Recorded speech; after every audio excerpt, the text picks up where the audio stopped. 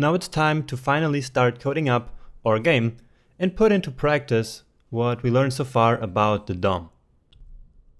But one more thing before that. From now on, in all the coding lectures of a project where we learn multiple new things and concepts in one single lecture, I will give you a quick summary like this one, so that you can later reference what we did in each lecture. And this will be very useful in case that you need to ever come back to these lectures later. And that being said, in this lecture we are going to learn how to create our fundamental game variables, how to generate a random number, how to manipulate the DOM, and how to read from the DOM. So here we are back in our JavaScript file. Let's create some empty space here. Okay. So one thing that I didn't mention yet so far is that this game is actually called the pig game. So if you try to Google this, you will then also find these exact same rules and also some variations that we'll maybe talk about later. Okay, but let's start. So we need to first create a couple of variables to keep track of the most important things happening in our game. And probably the most important thing of all is the score for each player. Now I could go ahead and create a variable for each player like this, score 1, set it to 0 and score 2 and set it to 0 as well. But we want to keep things clean, and so I only want one variable. So how are we going to do this? We are going to use an array. So I'm just going to call this one scores and set both scores to 0 in the beginning, right? Okay, and I also want a variable for the round score. And this only needs to be one value because we only have one score at a time, one round score at a time, right? So round score equals 0. Now let's keep our code a little bit more organized. So instead of doing it this way, I'm actually going to declare all of these variables up here like this. So var scores and round scores, and then remove the var from here. Okay, just like this. So these are the variables for the scores. What I also need is a variable which will tell me which is the current active player, right? And this variable is to keep track of the player that is currently playing. So let me declare it here actually. So active player, and then I will set it to 0. So 0 will be the first player and 1 will be the second player. And I'm doing it this way because later we will use this variable to read the scores out of this array. And since this array is 0 based, we need the 0 for the first element here and then the 1 to read or write the second element. Okay, so these are the basic variables that we need for now. We will probably add some later, but it's enough for now.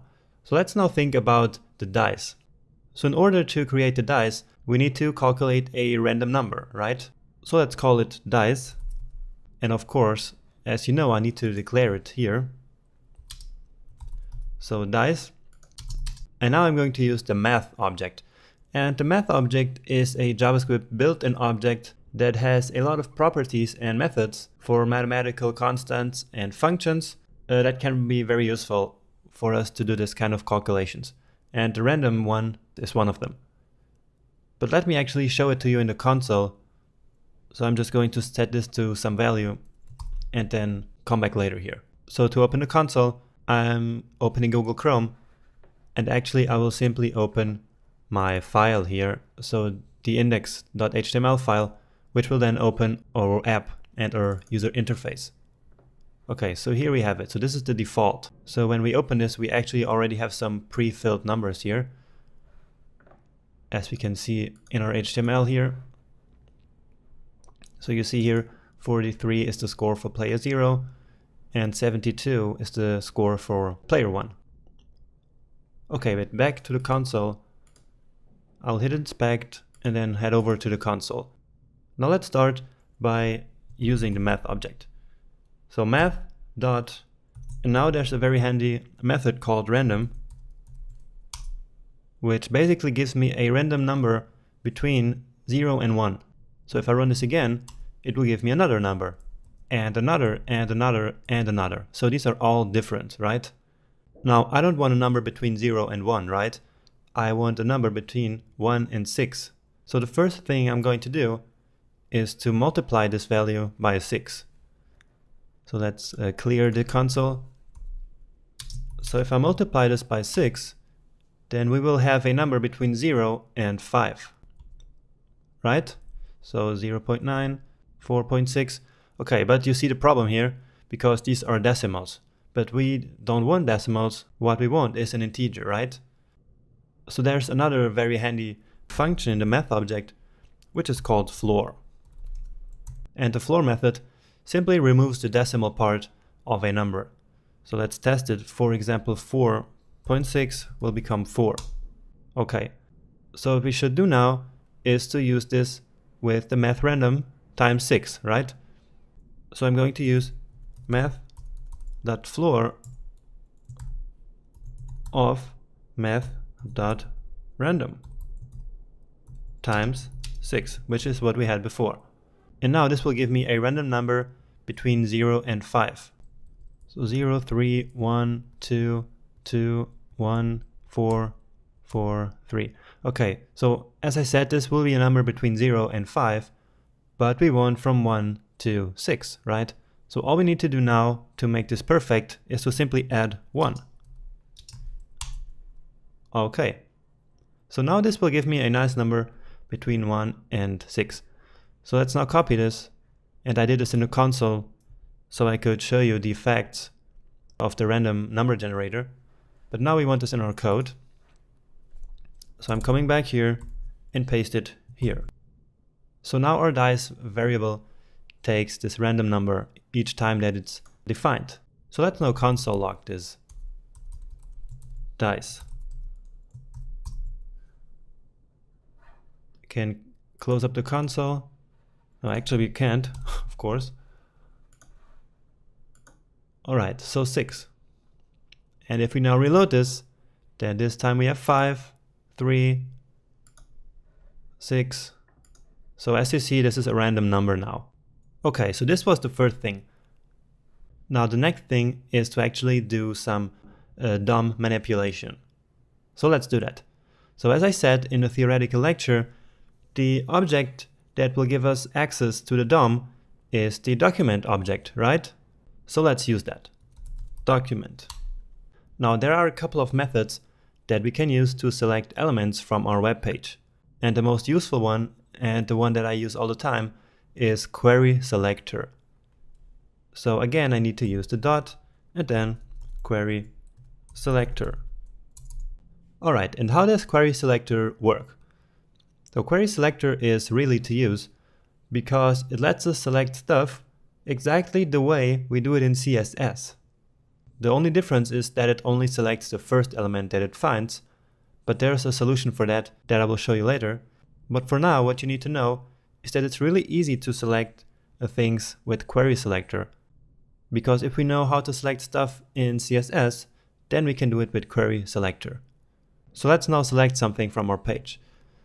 And what I want to do is to select this text here and put the value of our dice right here, so that we don't have to open up the console anymore to see our value, but instead we can print it right here.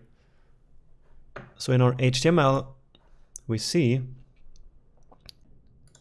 that this 43 is right here. So in order to select this, we need to use this ID score 0.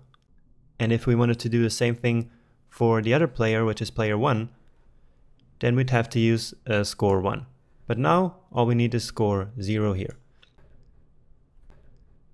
So we need a string here, and then, as you know from CSS, in order to select IDs, we use the hash symbol, and then simply score 0. And that's it. So now we have selected the element.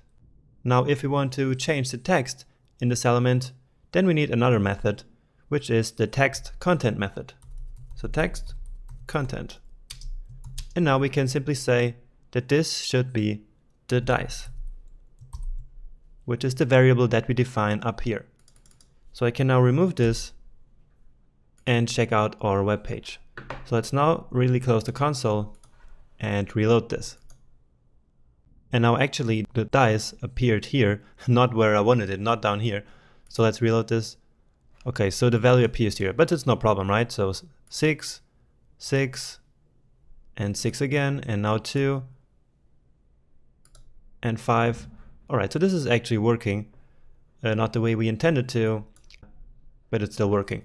Because we actually had to select current 0, not score 0, because score is the global score and not the round score. So let's put it in the current. Great. Now right in the beginning we defined a variable called active player, right? So this was to keep track of the player that is currently playing, and we're going to use this variable to read and store values here, but also this number here is used in our HTML. For example here, for player 0, for score 0, and current 0.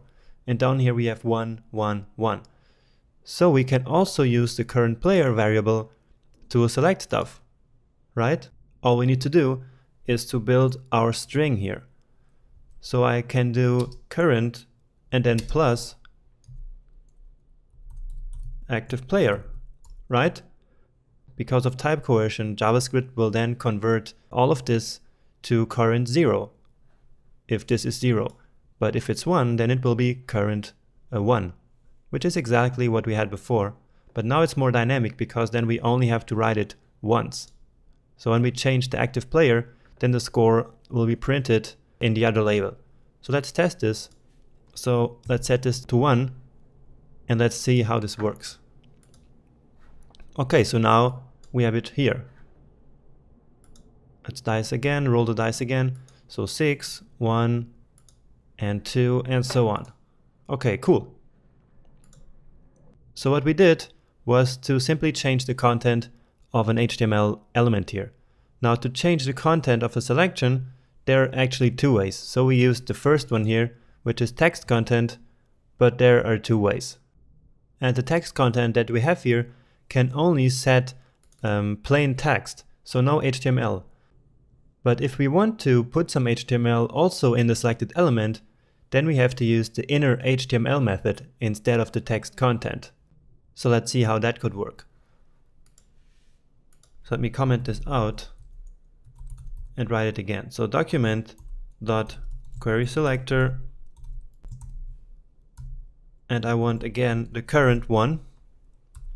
What I'm going to do is like this, active player. And now instead of text content, I'm going to use inner HTML. And now I will write some HTML, which of course needs to be a string once again. Because if I would just write it like this without being a string, then the JavaScript parser would think that this is some JavaScript code, which of course, if we have something like this, then this is of course not JavaScript, and we would have an error. So every time we want to write some HTML here in our code, it needs to be a string. So let's now use the EM element here around the dice value, which will then emphasize it. So basically it will be an italic text. So dice, and then close this element. So let's see what happens now.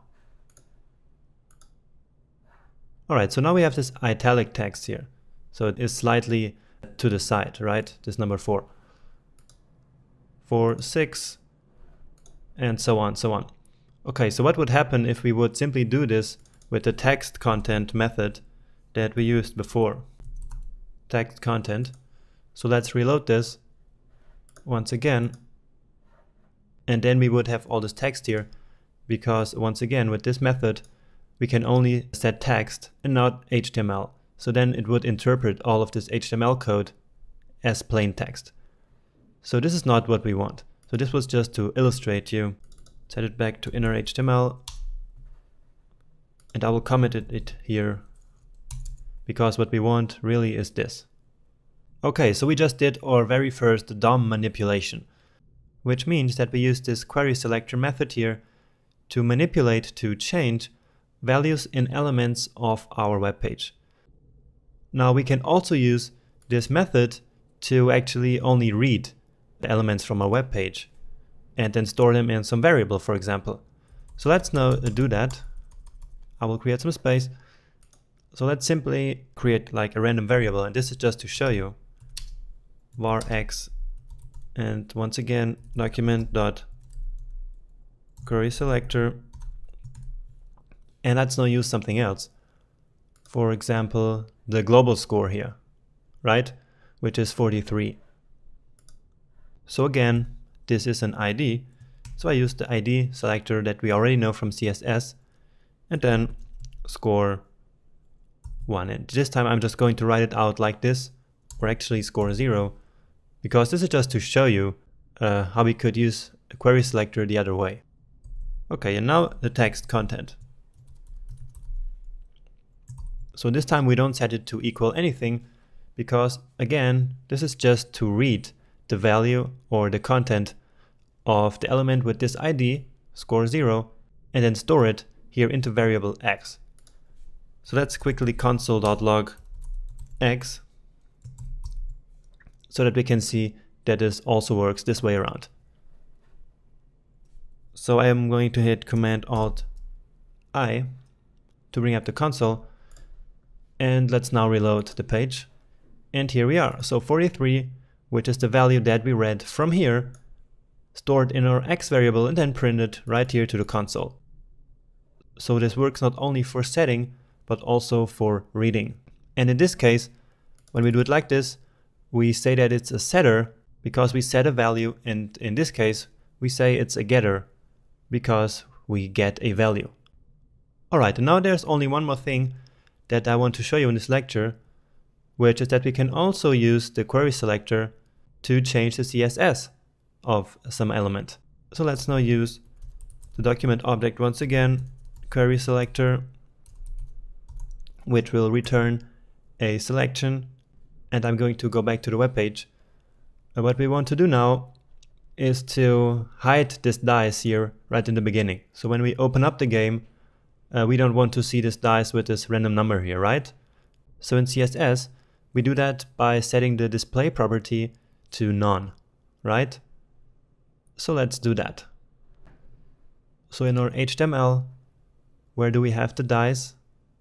And it's right here. So it's this image here with the dice class. So this time we have not an ID, but a class.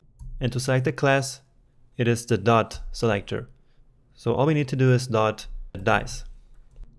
Alright, so this gives us our selection. And now instead of changing or getting the content, we want to change the style. So we first need to use the style method and then the CSS property that we want to change.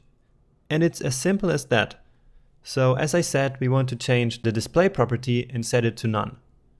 So we write display and then set it to none. And that's really it. So if you remember what CSS looks like, let's take a look. So this here is the property and this is the value. And in JavaScript what we do is we use first the style method, and then this is the CSS property, and this is the CSS value that we attribute to this property. So let's see if this actually works by reloading this. And yeah, here we go. So our dice is now gone. If we now inspect this page, let's actually do this and go here to our dice, then we can see that with JavaScript what we did was to basically change the inline CSS and set the display to none here. So we also can see it in your HTML. So we now have the style attribute here and the display was set to none. Okay, and that's it for this lecture. Now the next step would be to actually display the value each time that we click our nice button here, right? Because right now nothing really happens. But what we want is to show our dice here and to show our score. And right now nothing of that happens. So let's do that in the next lecture.